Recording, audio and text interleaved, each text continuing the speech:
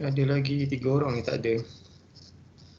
Okey, sekejap saya sharekan skrin, korang tengok siapa yang tak ada sekejap.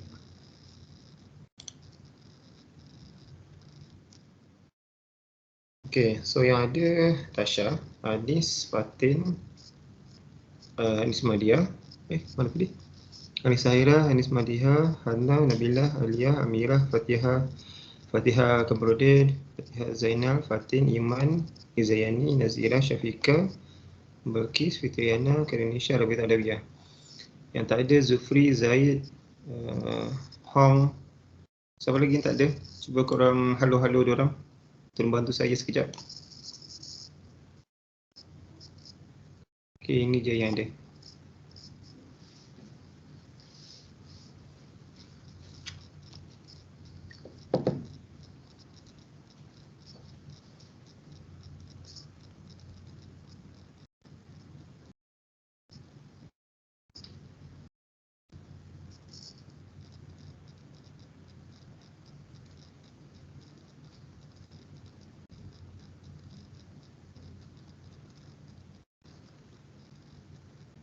Siapa yang ada link yang lama dekat dalam grup kita, awak boleh blastkan balik tak? Link grup untuk MS Teams. Mungkin ada yang tak ada, tak jumpa link tu.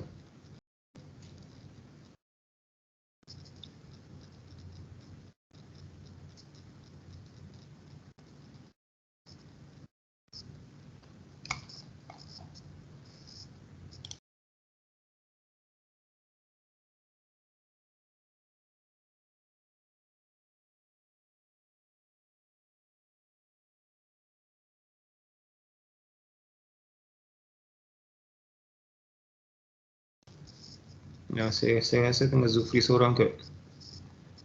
Lelaki siapa? Tan, Z ada Zaid. Z letak dekat platform? Ada Z ada, okey. Kalau Z ada, so tengah Zufri lah. Saya call Zufri.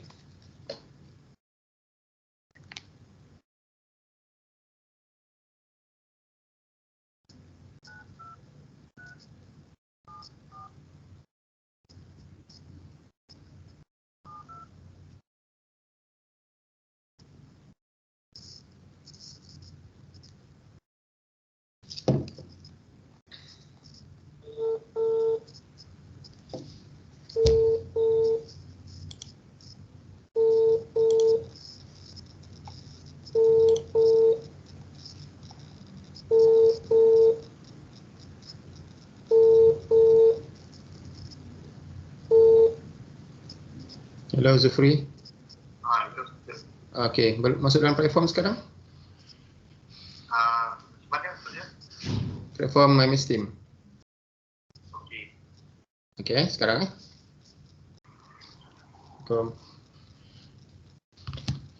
Okey, tunggu Zufri sekejap Sementara tu saya akan tunjukkan slide. Slide ni jelas tak? Boleh respon tak? Siapa yang nampak? Jelas Okey, good.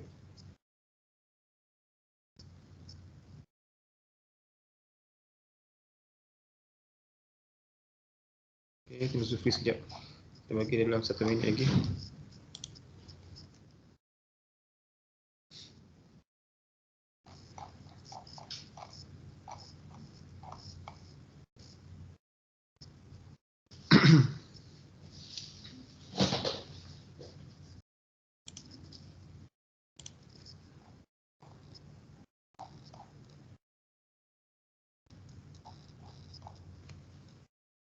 Tadi korang ada kelas sampai pukul 4? Ke assessment?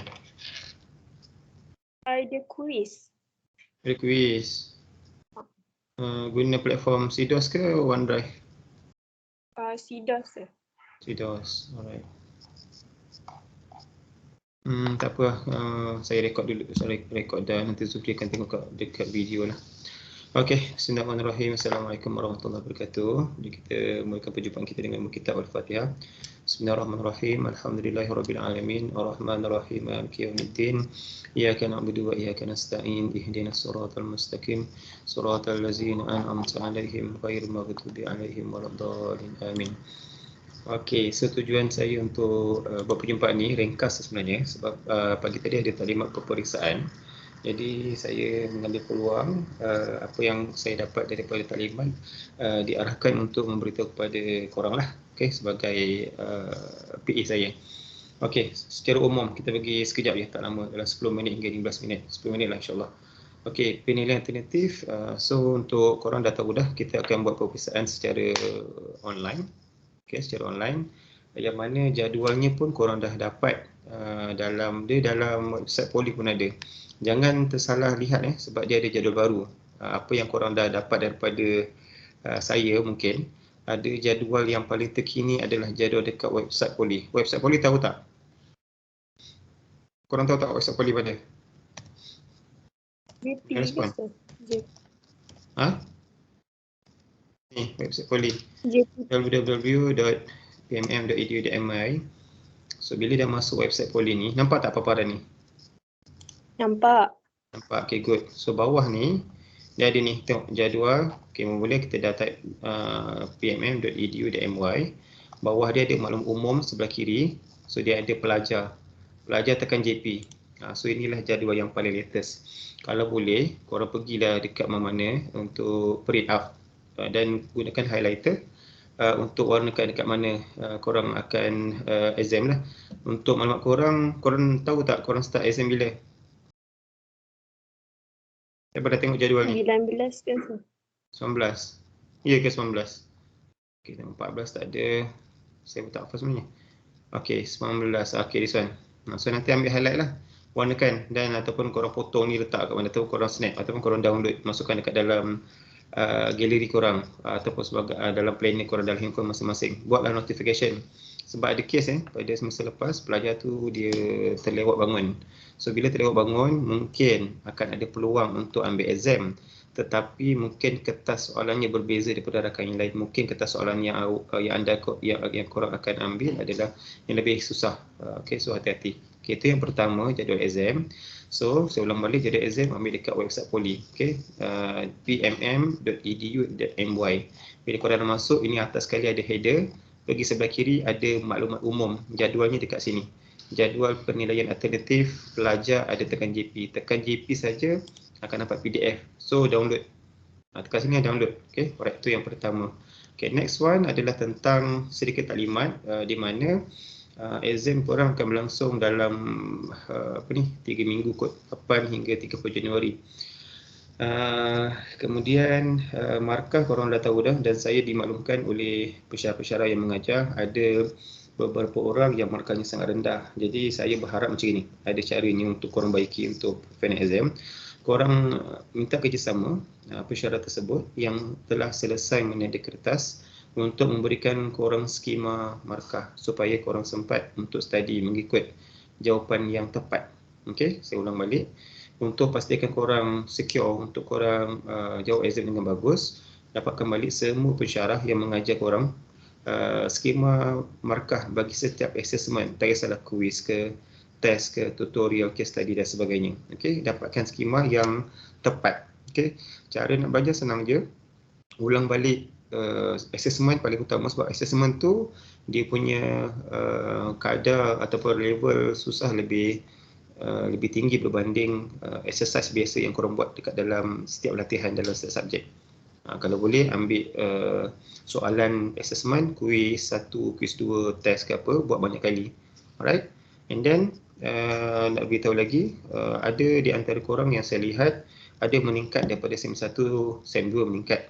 Okay, dan SEM 3 tak tahu, kita doakan yang terbaik. Dan ada juga yang dia par maksudnya dia tak meningkat sangat, dia kat situ je. Contoh macam 3.3, dia dapat 3.3 something.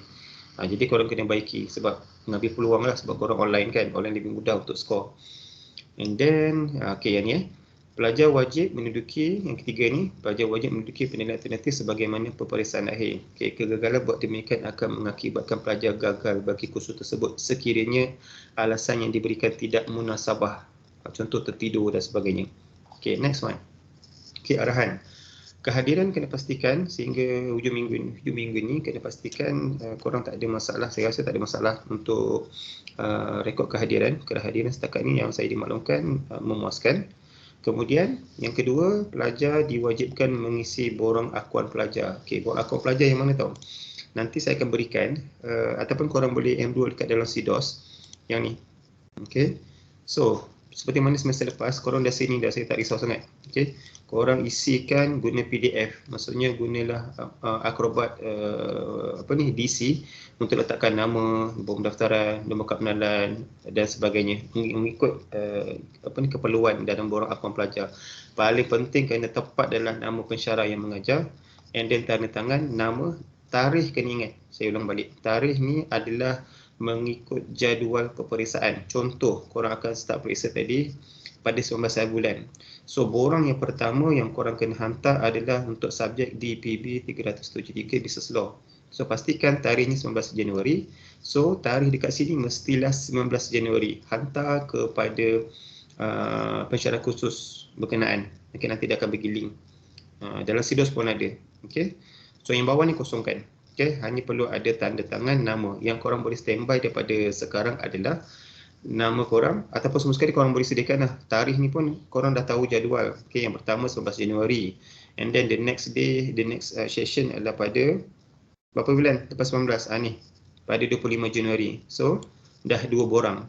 Borang-borang ni korang download, buat asing.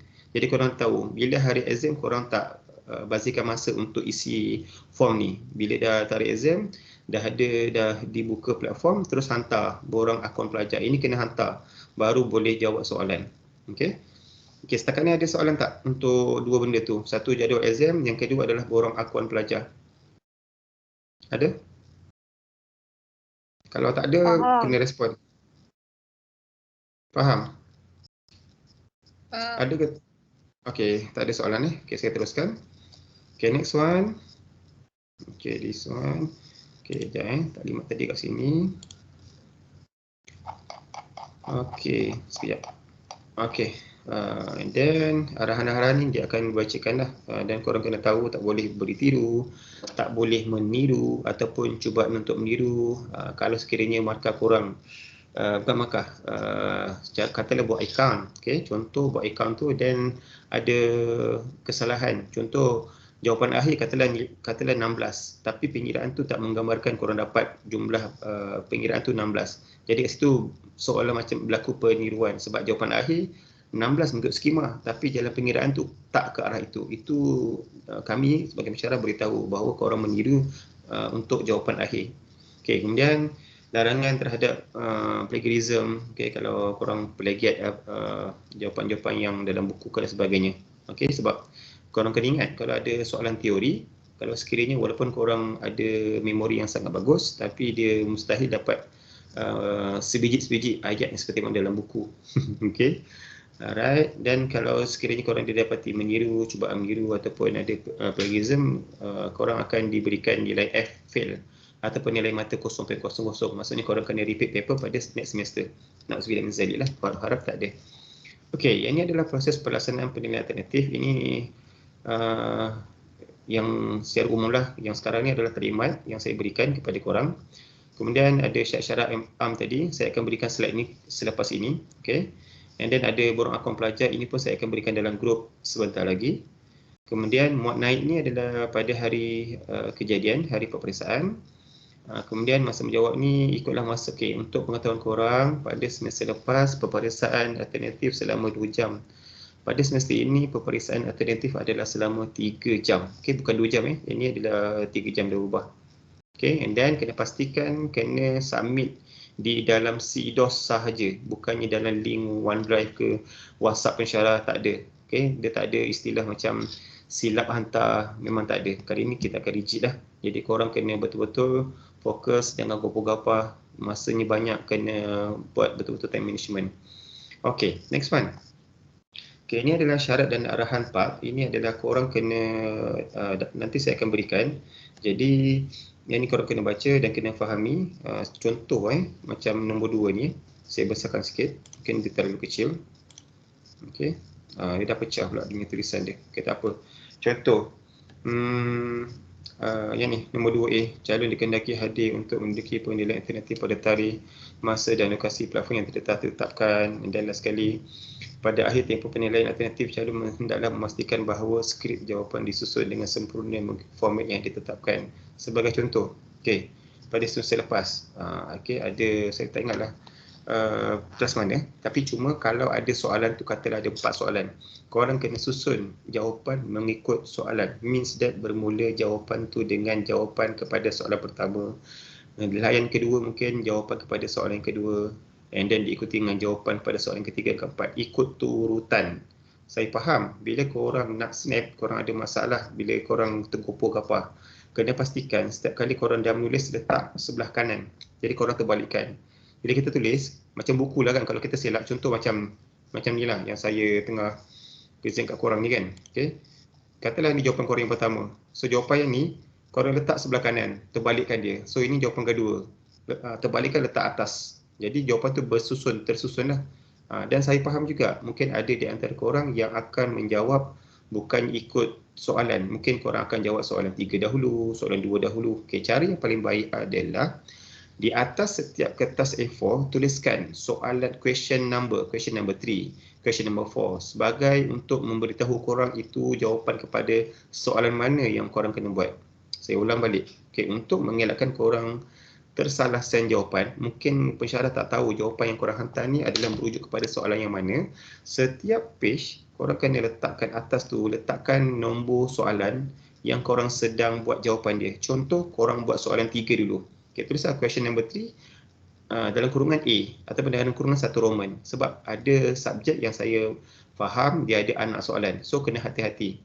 Okay, dan lepas habis bila nak hantar, sebelum snap, susun kertas soalan tu elok-elok, sebab bila korang buat tak ikut sekuen, korang buat soalan 3 dulu, and then korang buat soalan 1, and then soalan 4, last sekali soalan 2. Jadi benda tu dah bercampur kan.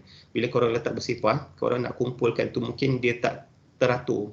So dengan cara konsep dia ataupun dengan cara kaedah, korang letakkan nombor soalan dekat setiap atas page sebelum menjadikan jawapan. Dia membantu korang untuk menyusun jawapan dengan mudah. Alright, okay. Okay, next one, sebelum habis, kan ada lagi kat bawah tu, cara kita nak masukkan dalam aplikasi CDOS. Ada soalan tak untuk setakat ni? Kalau tak ada, cakap tak ada. Kalau ada, boleh tanya.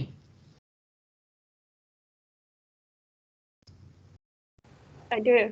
Tak ada. Okay, good. Okay, next one. Okay, di dalam CDOS kita ada manual penilaian alternatif bagaimana dilaksanakan. Cuma yang paling penting tu kat sini, tindakan penting semasa memuat naik jawapan. Kena ingat, setiap jawapan korang, katalah ada 4 page yang korang dah snap. Okay, jangan ambil JPEG, jangan ambil format lain. Yang dibenarkan hanya format PDF. Okay, jangan berlaku seperti lepas, saya pun ada case korang punya senior sebenarnya, senior dengan junior lah, di mana dia hantar JPEG. Bila JPEG tu susah, bukan dia tidak menepati format yang kita nak. Jadi korang kena convert di dalam PDF. Korang gunalah clear scanner ke, sekarang dah kena training macam mana nak gunakan Snap dan juga convert dalam PDF. Okay, dan setiap jawapan yang korang hantar, bila korang dah snap, semua jawapan tu akan dihantar sekali saja dalam satu file. Maksudnya contoh korang snap ni, macam tadi kan, okay, ini jawapan 1, question 1, ini jawapan question 2. So dua-dua ni korang combinekan, okay, korang combinekan dan namakan PDF tu sebagai, tengok, nombor pendaftaran underscore kod khusus. Contoh, nombor pendaftaran korang 14 di aktif 20F1010, and then underscore kod subjek yang betul di PA something. So benda-benda ni kena alert. Okay, yang ni semester ni dia seperti mana semester lepas tak salah saya. Okay, so nak jadikan nombor pendaftaran underscore kod khusus sahaja, tak payah letakkan nama penuh, tak payah letakkan benda-benda lain kecuali yang dua ni. Okay, nombor pendaftaran underscore kod khusus, and then baru kita letakkan, baru kita hantar. Okay, upload.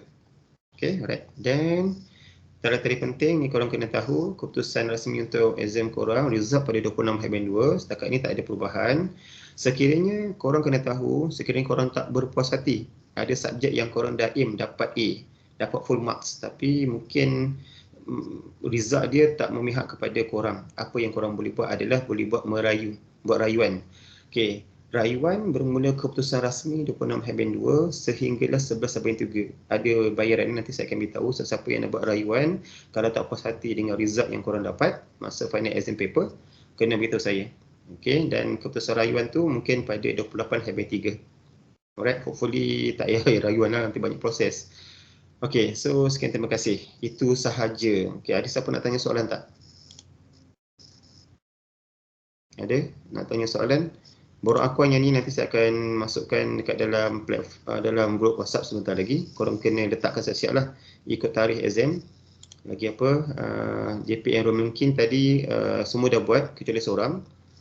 Manual part, okey, yang ni sekejap okey, yang ni nanti saya akan berikan kepada korang. Ini adalah cara korang nak nak access. Saya rasa korang sini tak ada masalah.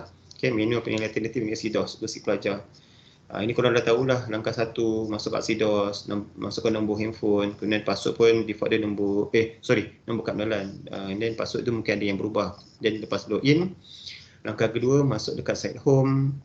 Dan langkah ketiga pilih penilaian alternatif.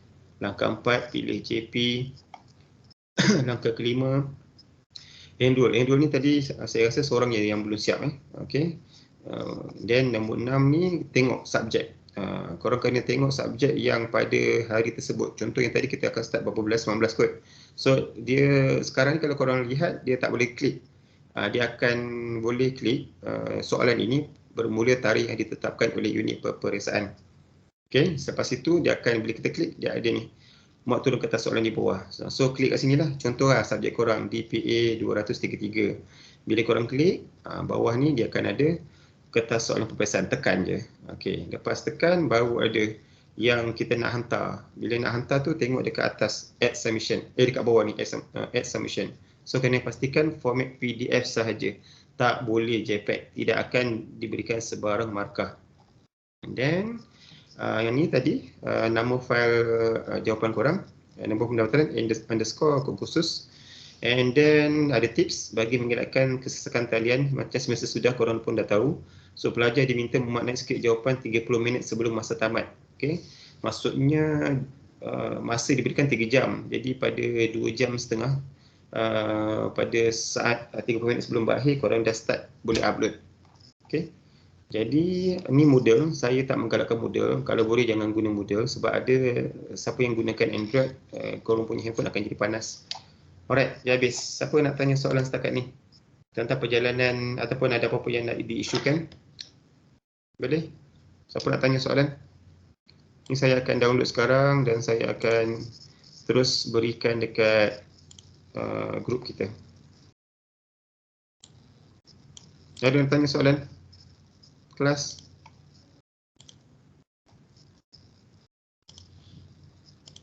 Ada tak? Tak ada, sir. Okey, so kalau tak ada, saya ucapkan orang kata good luck untuk korang. Korang dah semester 3, buat yang terbaik, jaga nama diri sendiri, jaga nama family, jaga nama politeknik, dan yang paling penting jaga kesihatan dan pastikan korang fit pada setiap hari peperiksaan. Kalau boleh pada pagi tu jangan terlalu makan heavy sangat, tapi kena breakfast. Korang ambil light breakfast saja. Jangan tak makan pula, nanti tak boleh fokus. Bila perut kita bermasalah, terlebih makan masalah, kurang makan pun bermasalah. So ambil yang medium menu lah yang korang boleh ambil. Yang lain, saya ucapkan terima kasih juga kerana korang still berdisiplin.